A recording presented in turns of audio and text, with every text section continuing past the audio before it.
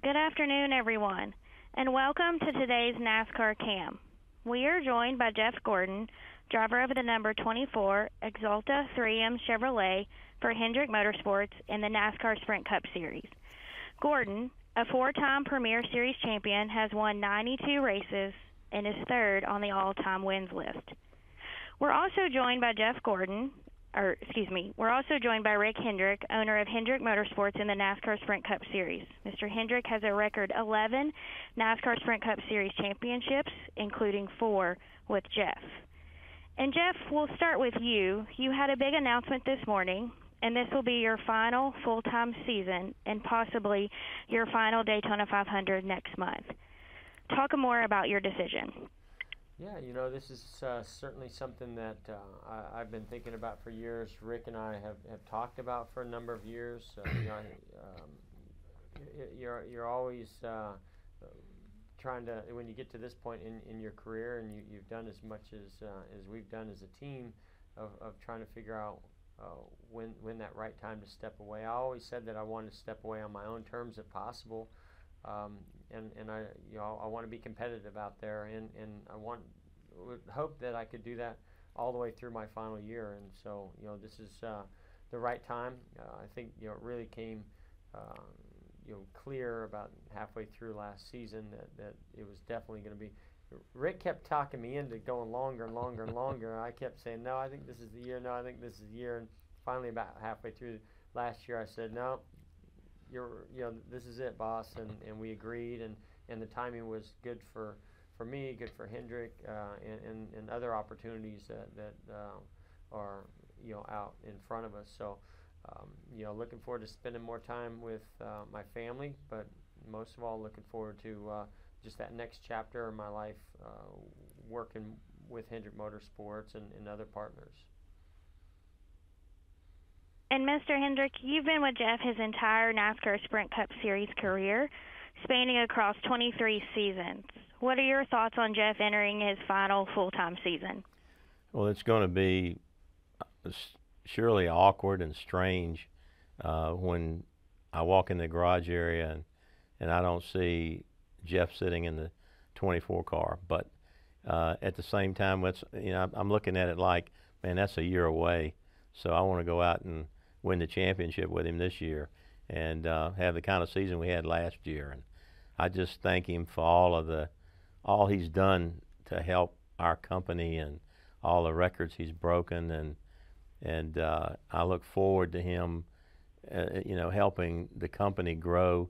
And he's got so much talent in other areas that being a partner, he's going to be just a tremendous asset outside of the car. So it's bittersweet, but I'm just kind of putting off that that he's not going to be in the car, because he's going to be in the car for another year. But I think he said it all. He wanted to do it on his terms.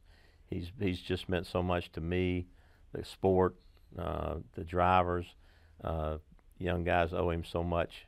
He broke a lot of barriers to help people get into the sport, and he's just been an icon in our sport. So I'm anxious to see the next chapter after we win the championship this year. Put a little pressure on him. I like it. Thank you. And we'll now go to our media for questions. In the interest of time, please limit yourself to one question. We will take as many questions as we can. Thank you. The floor is now open for questions. If you have a question, please press *1 on your telephone keypad at this time. If any time your question has been answered, you guys can move yourself to the queue by pressing 1. Again, ladies and gentlemen, if you have a question, please press *1 on your telephone keypad at this time.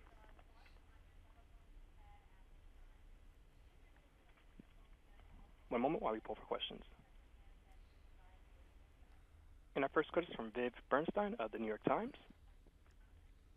Jeff, first of all, congratulations on your career. And this year as well. You had said that midway through last year, it kind of started in your mind that this may be what you want to do. Was it the back injury, and did your performance down the stretch make you waver at all in that decision?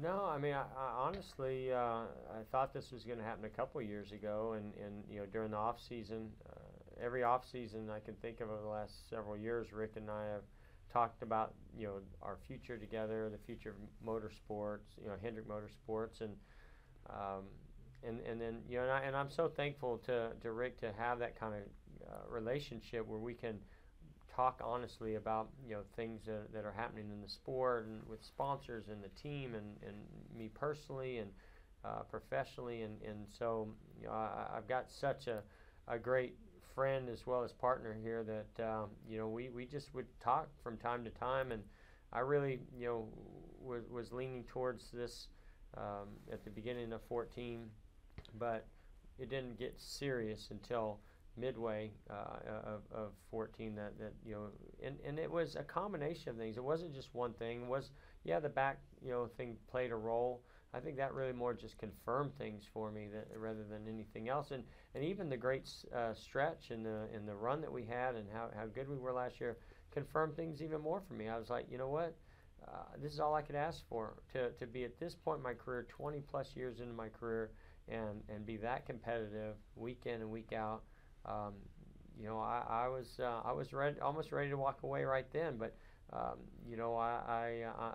wanted to give one more year to my team, to Rick, the sponsors, the fans, my family, and myself, and it just seemed like the timing was right to do those things and start that next chapter. And the next chapter, you can't really start it until you really finalize that decision, and then all of a sudden start to put the pieces together.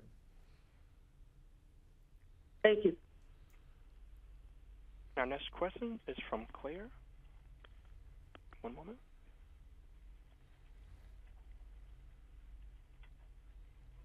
One moment while we pull for questions. NASCAR without Jeff Gordon just leaves a huge void.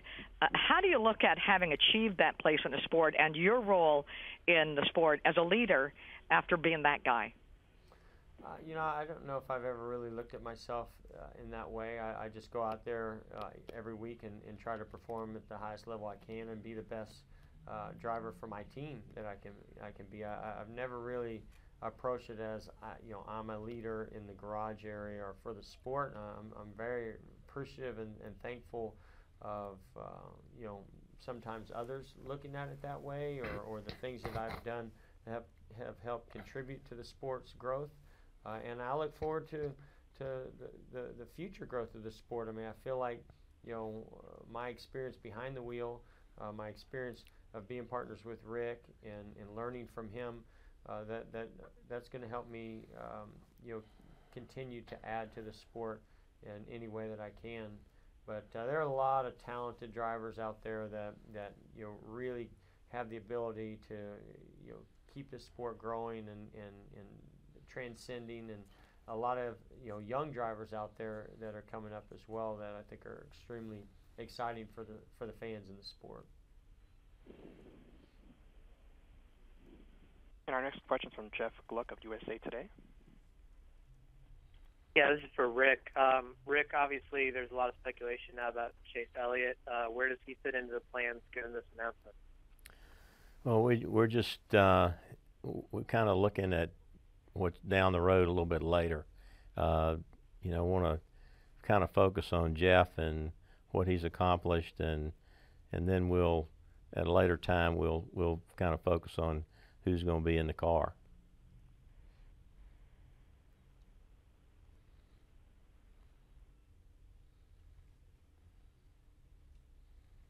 Okay, and we'll go ahead and take our next question. One moment.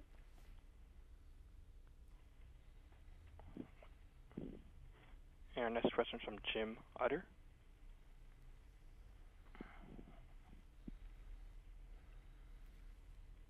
One moment while we connect Jim Utter.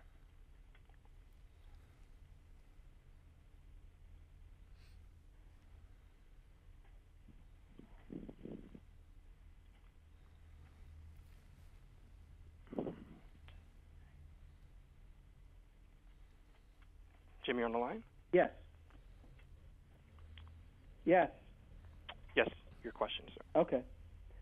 Jeff, I just wanted to ask you, you've been around and seen numerous changes in NASCAR during your career, from safety initiatives to the tracks that it's raced to how the championship is determined. I just wondered, during the course of your career, what is the best thing that you seen NASCAR accomplish, and what is one thing maybe that you struggled with or didn't like or didn't have had difficulty adjusting to during your career? Yeah, it's a great question, or questions. I think that, the greatest thing I saw was, in those mid to late 90s, the growth of the sport and how they were, going to Indianapolis and going to Texas and moving, all over the country, and then packaging the TV broadcasting partners along with that, and through that same time, the fans and their avidness for the sport was growing further and further. The core was still in the Southeast, but you started seeing it be so recognizable beyond that and throughout the U.S. And I don't know, it seemed like just a lot of things were coming together at one time through those mid to late 90s, and so it was fun to be a part of that. And that incredible growth, and just going to the racetrack, and every weekend grandstands are filled. They're putting new grandstands in, they'd fill those. They'd put more grandstands in, they'd fill those. It was very, very cool. For me, obviously the toughest thing is adjusting to the chase format. I will never forget the day Brian France was telling me that that's what they were going to do. We were on a dock in Key West, and I told him that was not a very good idea. But I honestly, after that, and how I've experienced it the last couple of years, especially last year, I love it. I think it's great. I think it's great for the fans. I think it's great for the sport. I think it really brings a lot of excitement to it. It really bums me out. I haven't won one under this format. We've been close, but I haven't won it. And I'm using that as motivation, in this final season for running for the championship, to go out there and get it done. I thought we had a chance of doing it last year, and boy, I would love to get into that same position that we were in this past year, do that again this year, with running for the championship at Homestead. Thank you, Jeff. Our next question is from Marty Smith of ESPN. Hi, Jeff. Hi, Rick. Congratulations to both of you.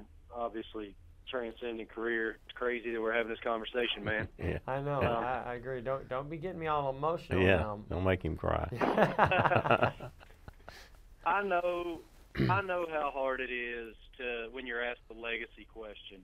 So I don't know what I'm expecting to get from you here, but I was asked today, what is your legacy? And it's such a multifaceted answer. It's damn hard to answer. How do you want to be remembered? What do you want fans to remember about your career? I think that and maybe we've seen a little bit more of it over the last 5 years, but just how passionate I am about what I do, how much it means to me. I probably, a lot of people don't know the insides. You got to go to the crew chiefs and the teams. Maybe somebody like Rick that's there, to see what kind of effort gets put into that to win that many races and championships, and how you blend yourself in with different personalities and teams. But I love driving race cars. Ever since I was a kid, that's what I wanted to do, was be a race car driver, and I hoped that it would get to this level, but I didn't know that was going to happen. So I think if anything, it's about seeing a kid's dream come true, in real life, in front of thousands, if not millions of people.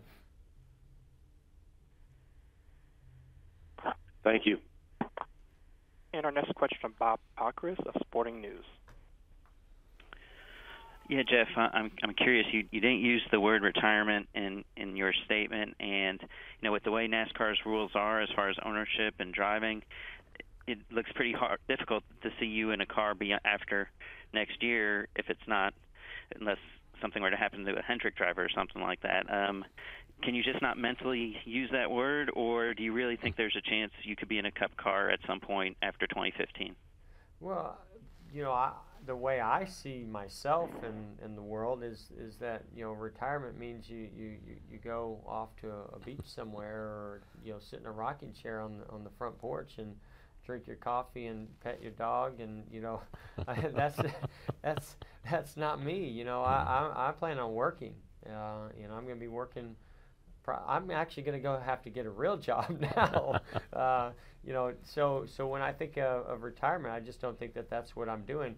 I want to leave myself open as well to be able to get in a car. It doesn't have to be a Cup car.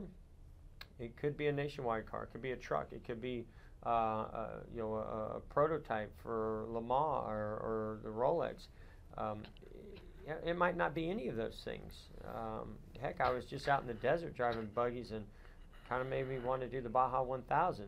I don't plan on doing any racing, but I know I'm not going to be retiring because I have a lot on my plate already that we have plans for, and we'll be talking about in the future. But I'm excited about that. I really am. Thank you. And our next question is from Michael Knight of the Arizona Republic. Jeff, congratulations on all your accomplishments, both on and off the track.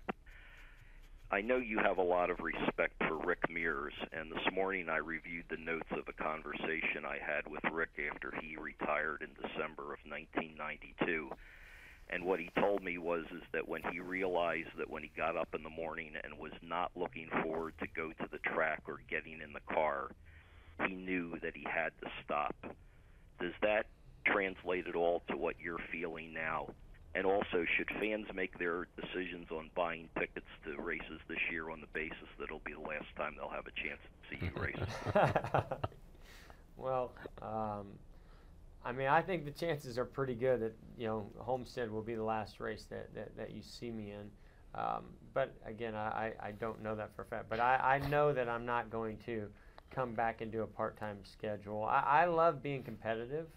I love racing for wins. It's not the thrill of the speed or just being at the track that I enjoy. Actually, I'm a lot of people that are close to me probably think quite the opposite. I take it too serious sometimes. I'm not really there to have fun unless that means you're getting a trophy at the end of the weekend. So, there's no doubt over the last couple of years I have been faced with those thoughts like Rick Mears was talking about, and I had times when I wasn't having fun leaving the racetrack or showing up to the racetrack. Things weren't going well, but last year changed that for me. It did. It built my confidence up, and I felt like I was as good as anybody out there, or as good as I've ever even been, and that's because of Alan Gustafson, this team, and I feel like that we're going to be able to continue that momentum in 2015.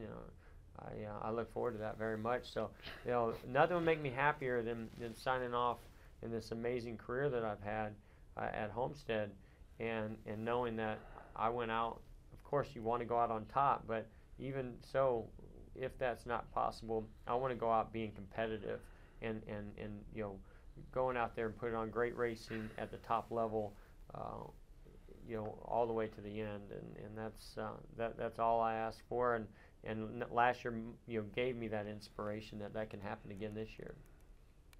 Is today a happy or a sad day for you? Today is an emotional day, and I had to tell my daughter this morning when I was explaining to her that I was going to be telling the team and people this and talking about it, and she saw me get very emotional when I was telling her. And I saw a look that I'd never seen in her eye before, where she'd never seen me like that, and I had to explain to her, because most kids see, when tears are flowing, it's sadness, and it wasn't for me. It was pride.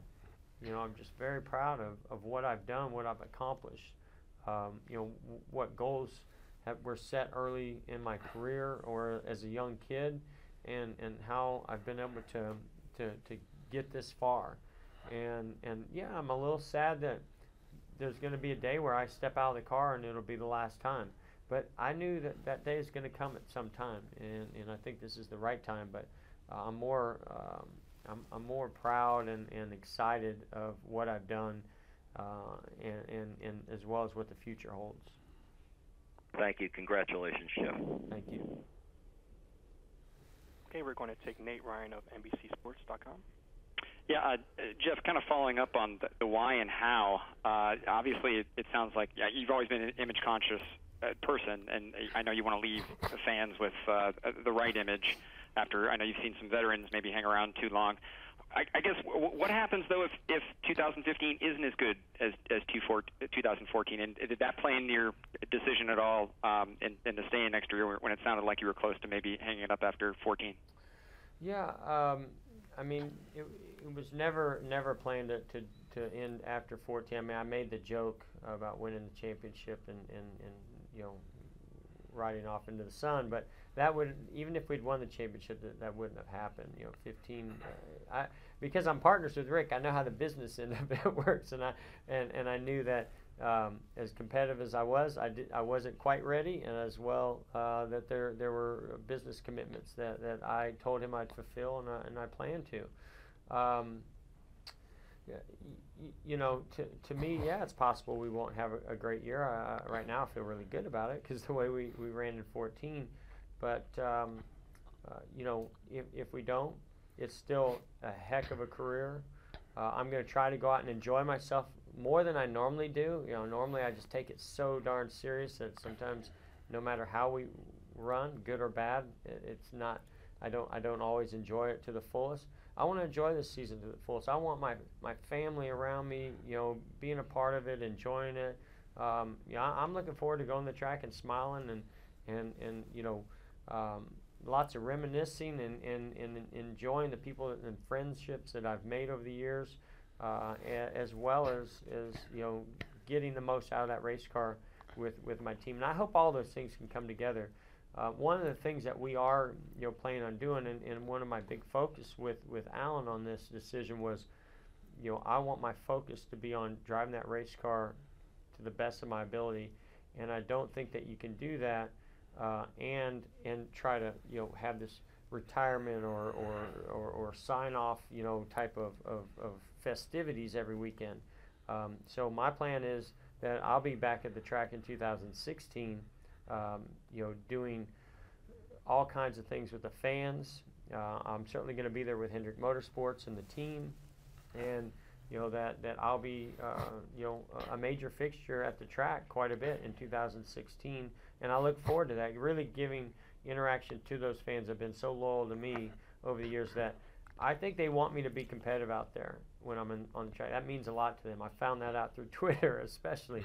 But I want to do that. And the only way I can do that is to really be focused on all the things that it takes with the team, the meetings and the debrief and going over all the data and you know, just really your mind being there. So you know, that's a decision we made that goes beyond 15 and part of our plans. Our next question is from Tom Jensen of thesports.com. Hi, Jeff. Congratulations. What is one thing in your career you're most proud of? Goodness. I mean, I'd say, you know, a couple of things. You know, I mean, I feel like I have always done my best to be, you know, humble and appreciative and give my best to the team. You know, that the team is not me. It's a group of people, and that, you know, if I want to be successful, that, you know, I got to show them that I'm no more important or less important than anybody else on the team. And you know, I'm certainly proud of some of the big wins that we've accomplished as a team and championships, as well as, you know, the work that I've done with the Jeff Gordon Children's Foundation. I mean, you know, that's also something that's going to go on for many years, and you know, something that I haven't been able to spend as much time with that I really love doing, spending time with those families and those kids and raising more dollars for a great charity. And so, you know, I'm very proud of what we've done, but I also, a lot of times I have regrets that I don't spend more time with it, and I want to spend more time with it, and this hopefully will allow me to do that. Thank you, and congratulations. Thank you, Tom. We're going to take George Diaz of the Orlando Sentinel. George, you're on the line. Okay. Next, we'll go ahead and take Brant James of USA Today Sports. Hey, Jeff, how are you? Good, how are you? Good, thank you. Who did you confide in when you were making this decision, I guess, in the final days? And who did you tell first besides after your family? Well, I mean, I think, most of my conversations were between Rick Hendrick and my stepfather, John Bickford. He's the one that got me into racing, and who I owe so much to. He's been there from the beginning, and all the way up till now. And Rick Hendrick, I mean, for the last, 20, I guess we're going to have our 23rd season together, has been far more than just a car owner to me. He's somebody that I trust, someone that has been there for me through a lot of things, not just on the racetrack, but off. And, we're partners. And I'm so thankful for that opportunity that he gave me, not just in '92 to drive his car, but when we decided to do a lifetime contract, that meant the world to me that he wanted me to be a part of Hendrick Motorsports in that way, beyond just a driver. And so I owe him a lot. And so obviously my first conversations were to him. I threw around the idea with my wife Ingrid and my stepdad John, but most of the conversations, when they got real, we had to really work out the details of when it could happen or how it could happen, was with Rick. Great, thank you. And our next question is from Mike Soliteri of Time Warner Cable News. Mike, you're on the line. Yes, I am. Congratulations, Jeff. This is a question for both you and Mr. H. Dovetailing off what Marty Smith asked you about legacy, not necessarily legacy, but how do you, Jeff, want to be remembered as a driver and a competitor? And Mr. H, how do you want fans to remember a guy you've got so much belief and trust and so many miles in with what you guys have gone through over 2 decades plus? Go ahead, boss. Okay. Well, I think the fans will remember Jeff as that young guy that came into the sport that changed the sport. I mean, until he showed up and got in a cup car at a young age, no one had ever done that. And then to go out and win the championship in his 3rd year was amazing. And then to be so competitive and dominate the sport there. And then today and this past year, what he was able to do, leading the points and be such a factor in the chase. But I think more than that, they're going to remember the way he's given back to whether it's the Foundation for Kids or Make-A-Wish or just the professionalism that he has shown, whether it's Regis and Kelly or Saturday Night Live or the cover of Fortune, that really that brought NASCAR to the forefront. And I think all those things are going to be important. Truly one of the greatest drivers that ever been in the sport, but a guy that has done so much to help other people. I mean, how many of the drivers that are here today would never have had the opportunity if Jeff Gordon didn't blaze a trail at such a young age from a different series?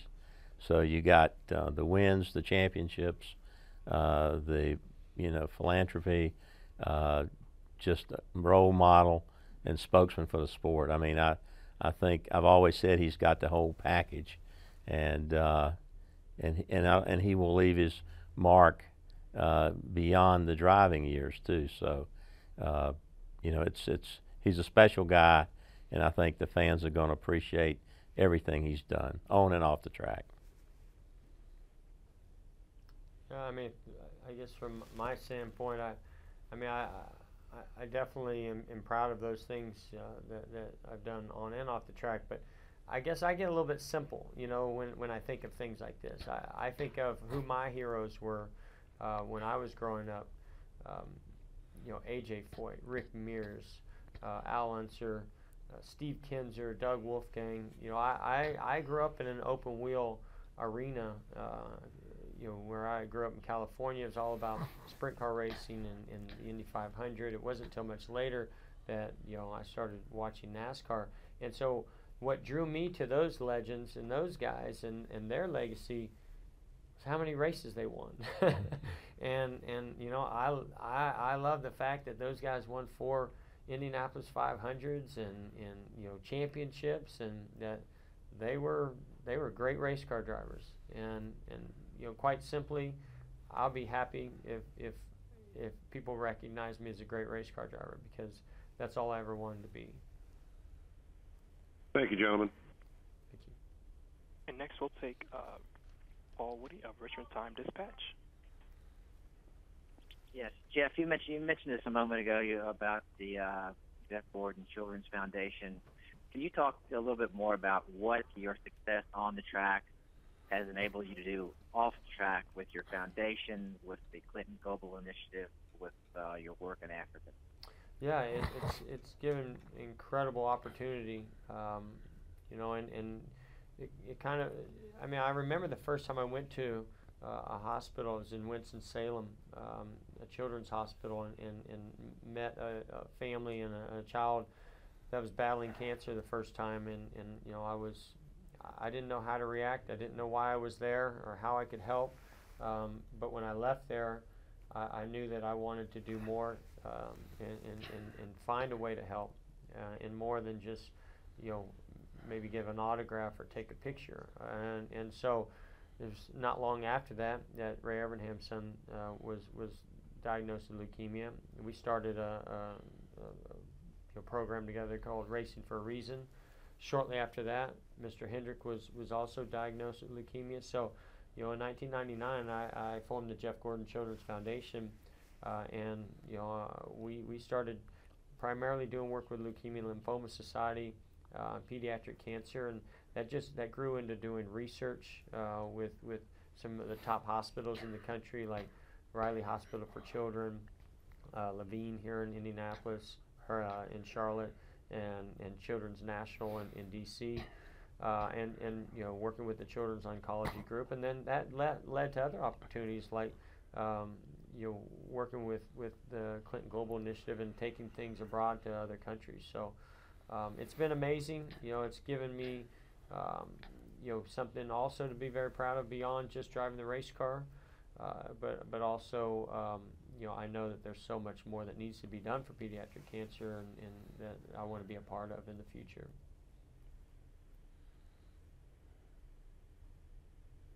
That's our last question. I'll now turn the floor back to Amanda Ellis. Jeff and Mr. Hendrick, thank you for your time today. Thank you. And thank you to the media for joining as well. A transcript of this teleconference will be available later today.